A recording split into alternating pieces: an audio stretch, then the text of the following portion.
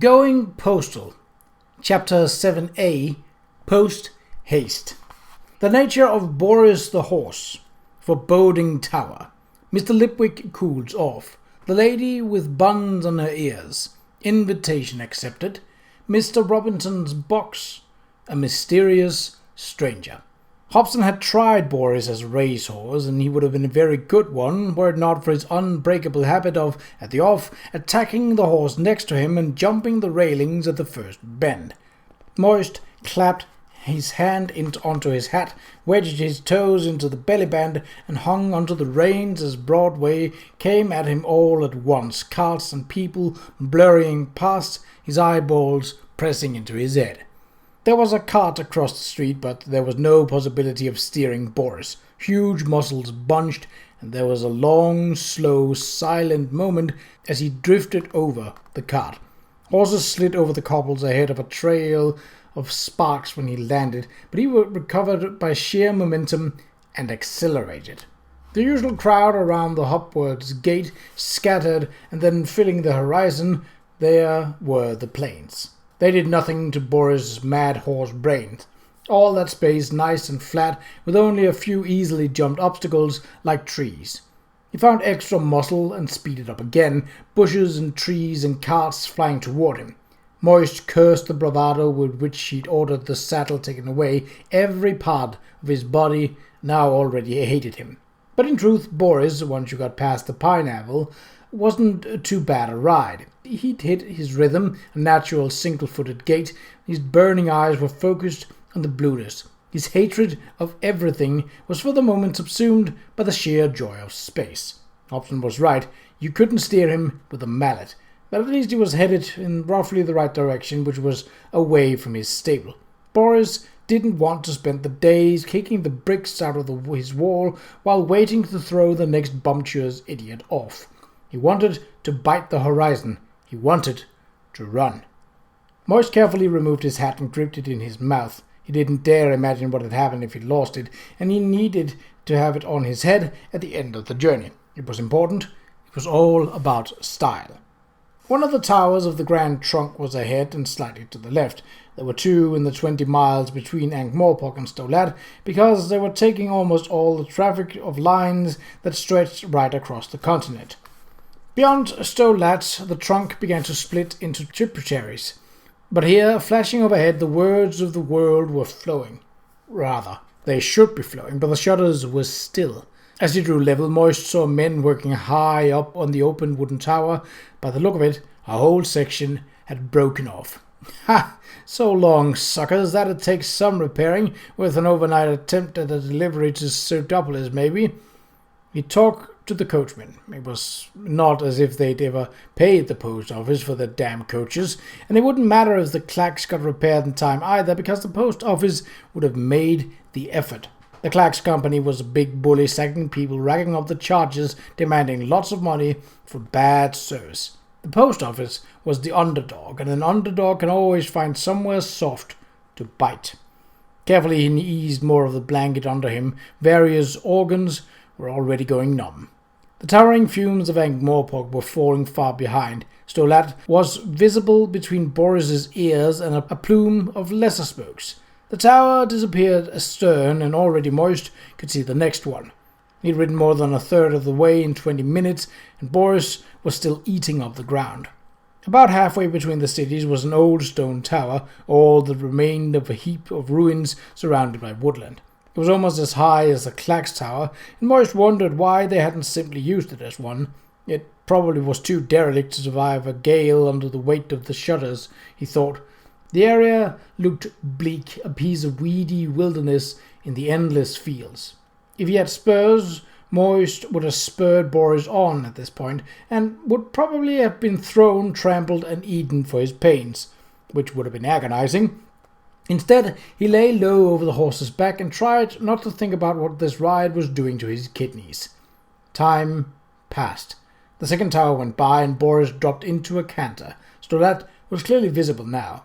Moist could make out the city walls and the turrets of the castle. He'd have to jump off. There was no other way.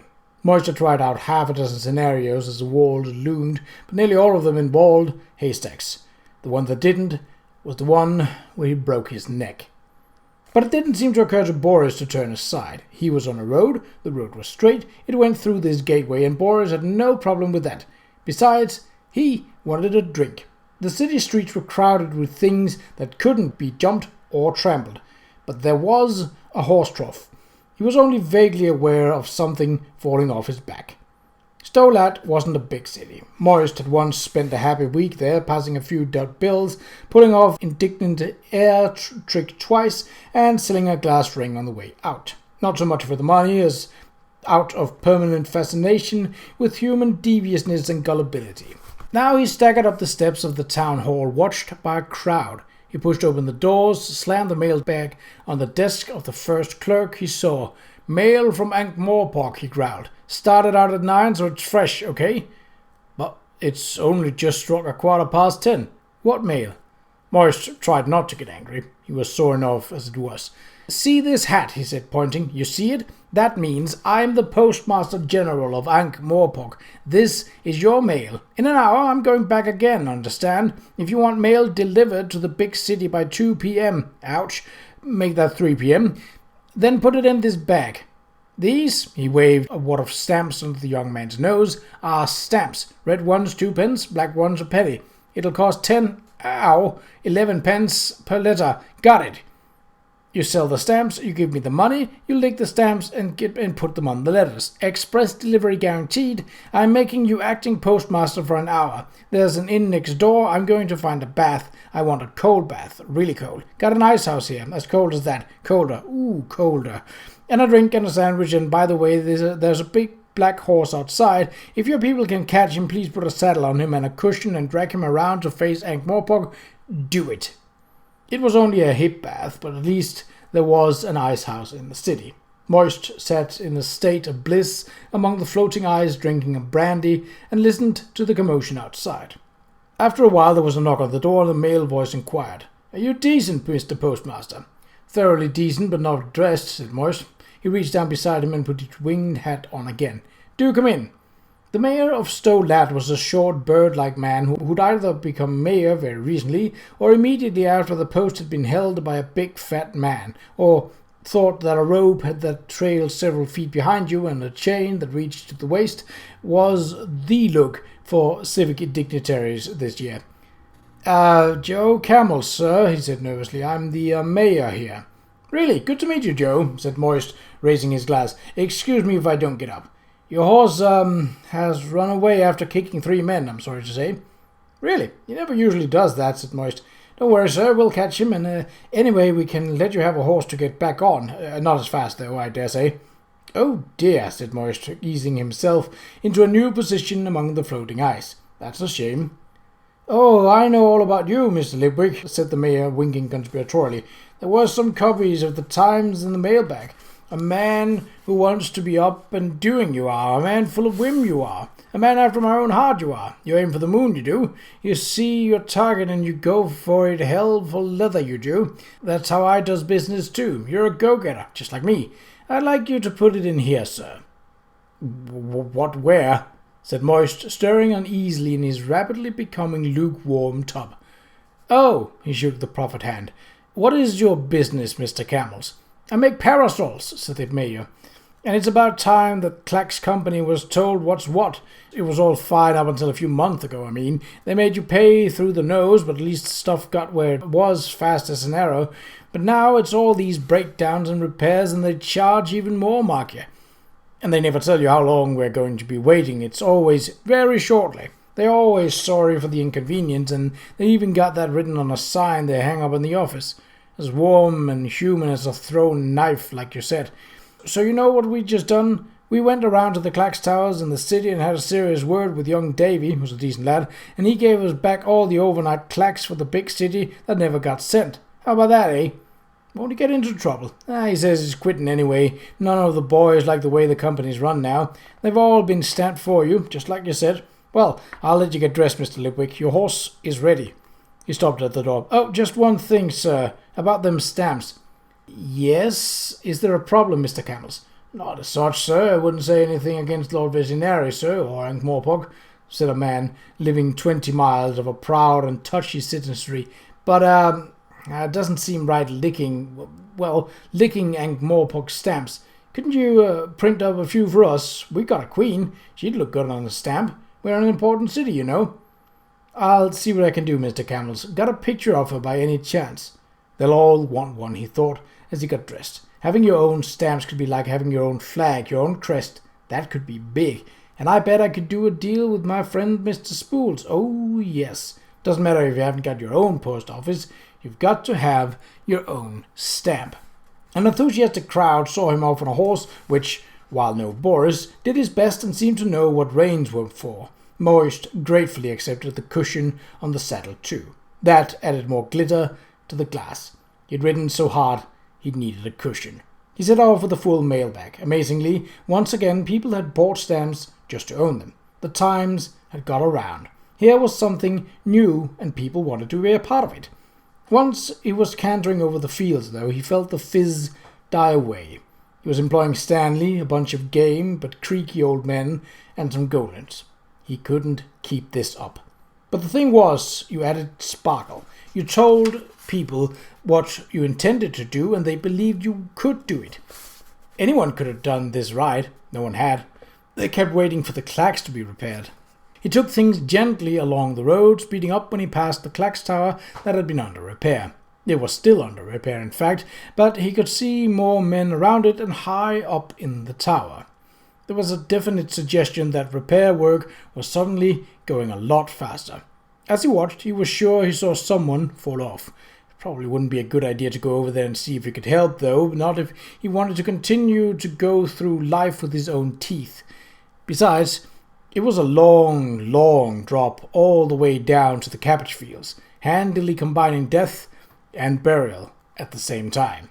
He speeded up again when he reached the city. Somehow, trotting up to the post office steps was not an option. The queue, still a queue, cheered when he cantered up. Mr. Grote came running out insofar as a crab can run. "Can you make another delivery to Stolat, sir?" he shouted. "Got a bag full already, and everyone's asking when you'll be taking them to Pseudopolis and Quirm. Got one here for Lancre too." That's 500 miles, man." Moist dismounted, although the state of his legs turned the action into more of a drop. "It's all got a bit busy since you were away," said Grote, steadying him. "Oh yes, indeed. Ain't got enough people, but there's people wanting jobs too, sir, since the paper come out. People from the old postal families, just like me. Even some more workers out of retirement. I took the liberty of taking them on pro tem for the time being, seeing as I'm the acting postmaster, you see. I hope that's all right with you, sir. And Mr. Spools is running off more stamps. I've twice had to send Stanley up for more. I hear we'll have the early 5 pennies and the dollar out tonight. Great times, eh, sir?" Yes, said Moist. Suddenly the whole world had turned into a kind of Boris, moving fast, inclined to bite, and impossible to steer. The only way to not be ground down was to stay on top. Inside the hall, extra makeshift tables had been set up. They were crowded with people. "We're selling them the envelopes and paper," said Grote. "The ink is free, gratis." "Did you think that up yourself?" said Moist. "Nah, it's what we used to do," said Grote. "Miss McAlariat got a load of cheap paper from Spools." "Miss McAlariat?" said Moist. "Who is Miss McAlariat?" "Very old post office family, sir," said Grote. "She decided to work for you." He looked a little nervous. "Sorry?" said Moist. "She has decided to work for me?" "Well, you know what it's like with post office people, sir," said Grote. "We don't like to—" "Are you the postmaster?" said a withering voice behind him. The voice went into his head, bored down through his memories, rifled through his fears, found the right levers, battened onto them, and pulled. In Moist's case, it found Frau Chambers. In the second year at school, you were precipitated out of the warm, easygoing kindergarten of Frau Zizzle, smelling of finger paint, Play-Doh, and inadequate toilet training, and onto the cold benches governed by Frau Chambers, smelling of education. It was as bad as being born, with the added disadvantage that your mother was nowhere in sight.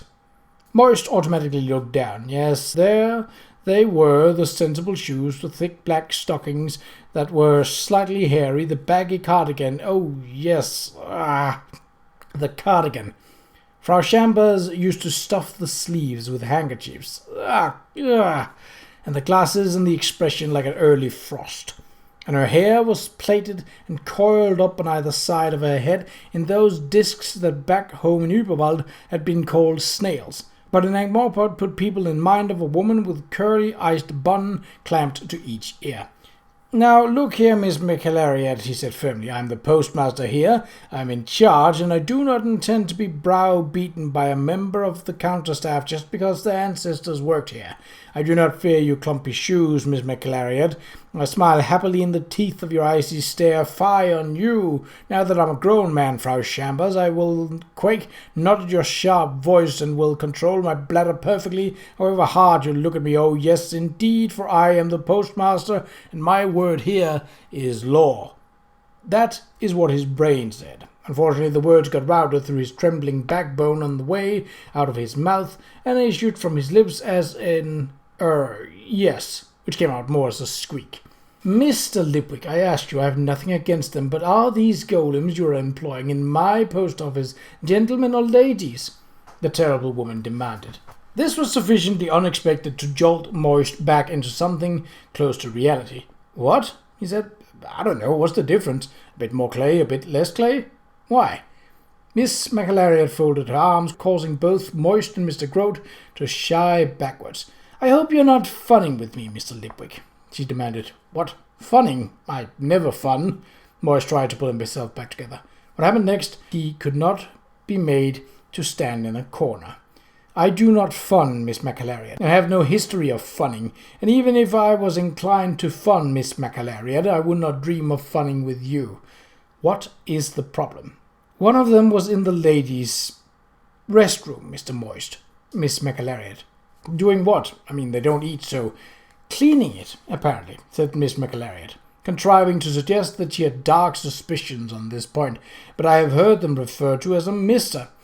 "Well, they do odd jobs all the time because they don't like to stop working," said Moist, "and we prefer to give them Mister as an honorific because it seems wrong, and there are some people, yes, some people for whom the word Miss is not appropriate, Miss McAlariat." "It's the principle of the thing, Mr. Lipwick," said the woman firmly. "Anyone called Mister is not allowed in the ladies. That sort of thing can only lead to hanky-panky, and I will not stand for it, Mr. Lipwick." Moist stared at her, then looked up at Mr. Pump, who was never far away. "Mr. Pump, is there any reason why one of the golems can't have a new name?" he asked, in the interest of hanky-panky avoidance. "No, Mr. Lipwick," the golem rumbled. Moist turned back to Miss McAlariat. "Would Gladys do, Miss McAlariat?" "Gladys will be sufficient, Mr. Lipwick." Miss McAlariat, more than a hint of triumph in her voice. "She must be properly clothed, of course." "Clothed?" said Moist weakly. "But a golem isn't... they don't have..." He quailed under the glare and gave up. "Yes, Miss McAlariat, something gingham, I think, Mr. Pump." "I shall arrange it, postmaster," said the golem. "Will that be all right, Miss McAlariat?" said Moist meekly. "For the present," said Miss McAlariat, as if she regretted that there were currently no further things to complain of. "Mr. Grote knows my particulars, postmaster. I will now return to the proper execution of my duties. Otherwise people will try to steal the pens again. You have to watch them like hawks, you know." "A good woman that," said Grote, as she strode away. "Fifth generation of Miss McAlariat's. Maiden name kept for professional purposes, of course." "They get married?" From the mob around the makeshift counter came the ringing command. "Put that pen back this minute. Do you think I'm made of pens?" "Yes, sir," said Grote. "Do they bite their husband's head off on the wedding night?" said Moist. "I wouldn't know about that sort of thing, sir," said Grote, blushing. "But she's even got a bit of moustache." "Yes, sir, there's someone for everyone in this wonderful world, sir." "And we've got other people looking for work, you say?" Grote beamed. "That's right, sir, 'cause of the bit in the paper, sir." "You mean this morning?" "I expect that helped, sir," said Grote. "But I reckon it was the lunchtime edition that did it." "What lunchtime edition?" "We're all over the front page," said Grote proudly. "I put a copy on your desk upstairs." Moist pushed the stole mail bag into the man's arms. "Get this sorted," he said. "If there's enough mail for another delivery to go, find some kid who's mad for a job and put him on a horse and get him to take it. Doesn't have to be fast. We'll call it the overnight delivery. Tell him to see the mayor and come back in the morning with any fresh mail." Right you are, sir, said Grote. We could do an overnight to Quirm and Pseudopolis too, sir, if we could change horses like the mail coaches do. Hang on, why can't the mail coaches take it? Said Moist. Hell, they're still called mail coaches, right? We know they take stuff from anyone on the quiet. Well, the post office is back in business. They take out mail. Go and find whoever runs it and tell them so. Yes, sir, said Grote, beaming. Thought about how we're going to send the post to the moon yet, sir? One thing at a time, Mr. Grote. That's not like you, sir, said Grote cheerfully. All at once is more your style, sir. I wish it wasn't, Moist thought, as he eased his way upstairs, but you had to move fast. He always moved fast. His whole life had been movement. Move fast, because you never know what's trying to catch you up. He paused on the stairs. Not Mr. Pomp. The golem hadn't left the post office. He hadn't tried to catch him up. Was it that he'd been on postal business? How long could he be away on postal business? Could he fake his death, maybe? The old pile of clothes on the seashore trick? Worth remembering. All he needed was a long enough start. How did the golem's mind actually work? He'd have to ask Miss Deerheart. He'd been flying so high that he'd asked her out. That might be a problem now, because most of the lower part of his body was on fire. Not for Miss Deerheart, of course. Oh, well, he thought, as he entered the office, perhaps he could find a restaurant with really soft seat. Faster than the speed of light. Old-fashioned mail beats clacks. Amazing scene, says postmaster delivers. Says snook not cocked. Post office. The headlines screamed at him as soon as he saw the paper, and he almost screamed back. Of course, he'd said that. He'd said all of that. But he'd said it to the innocent smiling face of Miss Saccharissa Cripslock, not to the whole world. And then she'd written it down all truthfully, and suddenly you got this. Moist had never much bothered with newspapers. He was an artist. He wasn't interested in big schemes. You swindled the man in front of you, looking him sincerely in the eyes. The picture was good, though, he had to admit. The rearing horse, the winged hat, and above all, the slight blowing with speed. It was honestly rather impressive. He relaxed a little. The place was operating after all. Mail was being posted, mail was being delivered. Okay, so a major part of it all was that the clacks wasn't working properly. But maybe in time people would see that a letter to your sister in Stolat didn't need to cost 30 pence to maybe get there in an hour, but might as well cost a mere 5 pence to be there in the morning. Stanley knocked at the door and pushed it open. "Cup of tea, Mr. Lipwick," he said. "And a bun, sir?" "You're an angel in heavy disguise, Stanley," said Moist, sitting back with care and wincing. "Yes, thank you, sir," said Stanley solemnly. "Got some messages for you, sir." "Thank you, Stanley," said Moist. There was a lengthy pause until he remembered that this was Stanley he was talking to, and added, "Please tell me what they are, Stanley." The golem lady came in and said," Stanley closed his eyes, "tell the streaker lightning he'll have another 8 golems in the morning, and if he's not too busy working miracles, I'll accept his invitation to dine at 8 at Le Foie Heureux. Meet at the Mended Drum at 7. The Happy Liver. Are you sure?" But of course it would be correct. This was Stanley. "Ha! Even this damn soup there is $15, said Moist. "You have to wait for 3 weeks for an appointment to be considered for a booking. They weigh your wallet. How does she think I—" His eyes rested on Mr. Robinson's box, sitting innocently in the corner of the office. He liked Miss Deerheart. Most people were accessible. Sooner or later you could find the springs that worked them. Even Miss McAlariat would have a lever somewhere, although it was a horrible thought. But Adora Bell fought back, and to make sure she fought back even before she was attacked. She was a challenge, and therefore she was fascinating. She was so cynical, so defensive, so spiky, and he had a feeling she could read him much, much better than he could read her. All in all, she was intriguing, and looked good in a severely plain dress. Don't forget that bit. "Okay, thank you, Stanley," he said. "Anything else?" The boy put a sheet of slightly damp, greeny-grey stamps on the desk. "The first dollar stamps, sir," he announced. "My word, Mr. Spoult has done a good job here," said Moist, staring at the hundreds of little green pictures of the university's Tower of Art. "It even looks worth $1. "Yes, sir, you hardly noticed the little man jumping from the top," said Stanley. Moist snatched the sheet from the boy's hand. "Where?" You need a magnifying glass, sir, and it's only on a few of them, and some of them he's in the water. Mr. Spools is very sorry, sir. He says it may be some kind of induced magic. You know, sir? Like, even a picture of a wizard's tower might be a bit magical itself. There's a few faults on some of the others, too. The printing went wrong on some of the black penny ones, and Lord Veterinary's got grey hair, sir. Some haven't got gum on, but they're all right, because some people have asked for them that way. Why? They say they're as good as real pennies and a whole lot lighter, sir. Do you like stamps, Stanley? Said Moist kindly. He was feeling a lot better in the seat that didn't go up and down constantly. Stanley's face lit up. Oh, yes, sir. Really, sir. They're wonderful, sir. Amazing, sir. Moist raised his eyebrows. As good as that, eh? It's like being there when they invented the first pin, sir. Stanley's face glowed. Really? The first pin, eh? Said Moist. Outstanding. Well, in that case, Stanley, you're a head of stamps, the whole department, which is in fact you. How do you like that? I imagine you already know more about them than anyone else. Oh, I do, sir. For example, on the very first run on the penny stamps, they used a different type of... Good, said Moist hurriedly. Well done. Can I keep this first sheet as a souvenir? Of course, sir, said Stanley. Head of stamps, sir. Wow. Is there a hat? If you like, said Moist generously, folding up the sheet of stamps and putting them in his inside pocket. So much more convenient than dollars. Wow, indeed. Perhaps a shirt, he added. Ask me about stamps. Good idea, sir. Can I go and tell Mr. Grote, sir? He'd be so proud of me. Off you go, Stanley, said Moist, but come back in 10 minutes, will you? I'll have a letter for you to deliver. Personally.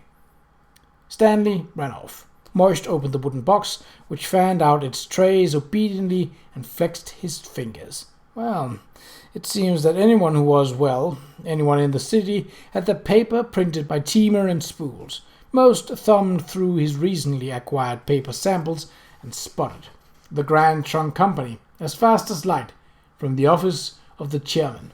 It was tempting, very tempting. They were rich, very rich. Even with the current trouble, they were still very big, and Moist had never met a head waiter who hated money. He found a copy of yesterday's Times. There had been a picture. Yes, here. There was a picture of Richard Gilt, chairman of the Grand Trunk, at some function. He looked like a better class of pirate, a buccaneer maybe, but one who took the time to polish his plank. That flowing black hair, that beard, that eye patch, and, oh gods, that cockatoo. That was a look, wasn't it? Moist hadn't paid much attention to the Grand Trunk Company. It was too big, and from what he'd heard, it practically employed its own army. Things could be tough in the mountains, where you were often a long way from anything that resembled a watchman. It wasn't a good idea to steal things from people who did their own law enforcement. They tended to be very definite. But what he was intending wouldn't be stealing. It might not even be breaking the law. Fooling a maitre d' was practically a public service. He looked at the picture again. Now how would a man like that sign his name? Flowing yet small, that would be the handwriting of Richard Gilt. He was so florid, so sociable, so huge a personality, that one who was good at this sort of thing might wonder if another shard of glass was trying to sparkle like a diamond. And the essence of forgery is to make misdirection and careful timing the glass look so much more like diamond than diamond does. Well, it was worth a try. It was not as though he was going to swindle anyone, as such. Small yet flowing, yes, but someone who'd never seen the man's writing would expect it to be extravagantly big and curly, just like him. Moist poised the pen over the headed paper and then wrote, Maitre D. Lefoy Héroux, I would be most grateful if you would find me a table for my good friend Mr. Lipwick and his lady at 8 o'clock tonight. Richard Gilt. Most grateful. That was good. The Richard Gilt persona probably tipped like a drunken sailor. He folded the letter and was addressing the envelope when Stanley and Grote came in. You got a letter, Mr. Lipwick, said Stanley proudly. Yes, here it is, said Moist. No, I mean here's one for you, said the boy. They exchanged envelopes. Moist glanced cursorily at the envelope and opened it with a thumb. I've got bad news, sir, said Grote as Stanley left. Said Moist, looking at the letter. Postmaster, the Pseudopolis Clacks line will break down at 9 a.m. tomorrow, the Smoking Gnu. Yes, sir, I went round to the coach office, Grote went on, oblivious to this, and told them what you said, and they said, you stick to your business, thank you very much, they'll stick to theirs. Said Moist, still staring at the letter. Well, well. Have you heard of someone called the Smoking Gnu, Mr. Grote? What's a gnu, sir? A bit like a dangerous cow, I think, said Moist. What were you saying about the coach people? They gave me lips, sir. That's what they give me, said Grote. I told them. I was the assistant postmaster, and they said, so what, sir? And then I said, I'd tell you, sir, and then they said, you want to know what they said, sir? Oh, yes, I'm all agog, Tolliver. Moist's eyes were scanning the strange letter over and over again. They said, yeah, right, said Grote, a beacon of righteous indignation. I wonder if Mr. Trooper can still fit me in, mused Moist, staring at the ceiling. Sorry, sir? Oh, nothing. I suppose I'd better go talk to them. Go and find Mr. Pump, will you? And tell him to bring a couple of other golems. I want to impress people. Igor opened the front door in answer to the knock. There was no one there. He stepped outside, looked up and down the street.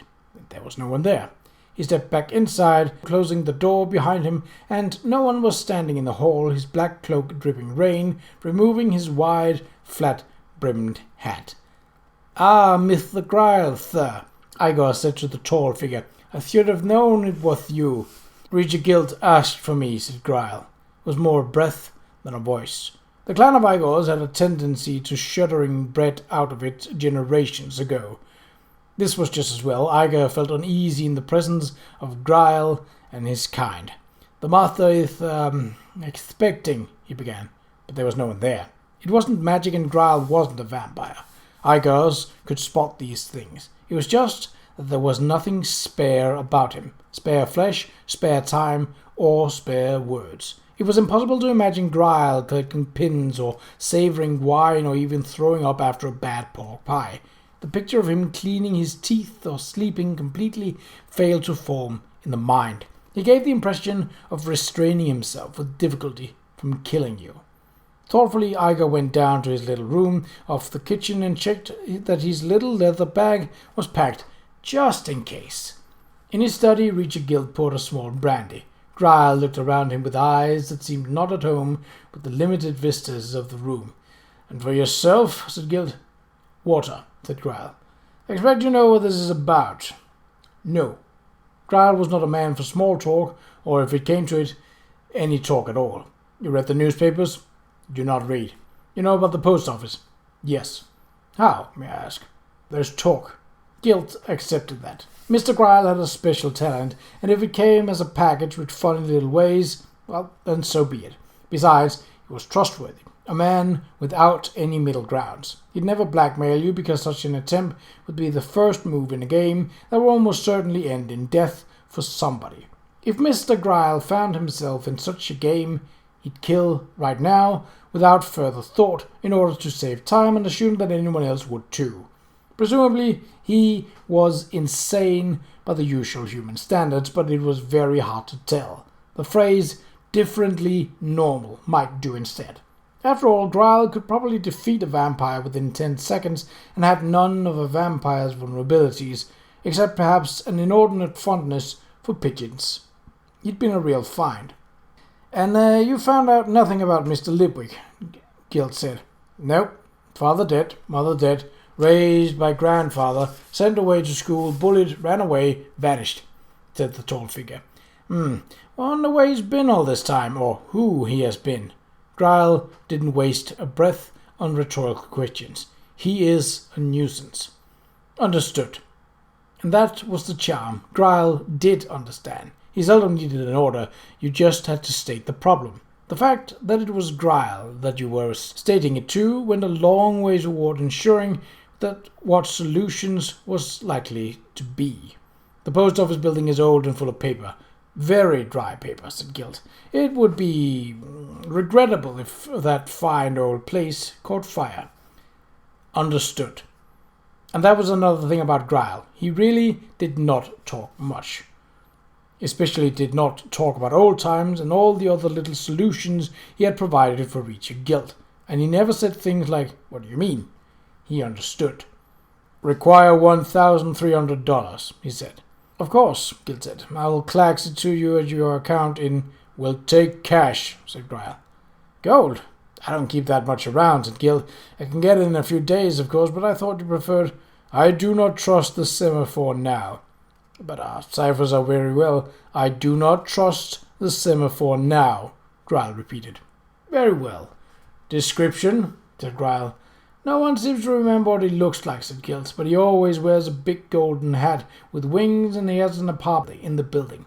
For a moment something flickered around Qa'Rajh's thin lips. It was a smile, panicking at finding itself in such an unfamiliar place. Can he fly? He said. Alas, he doesn't seem inclined to venture into high places, said Gilt. Qa'Rajh stood up. I will do this tonight. Good man, or rather, understood, said Qa'Rajh.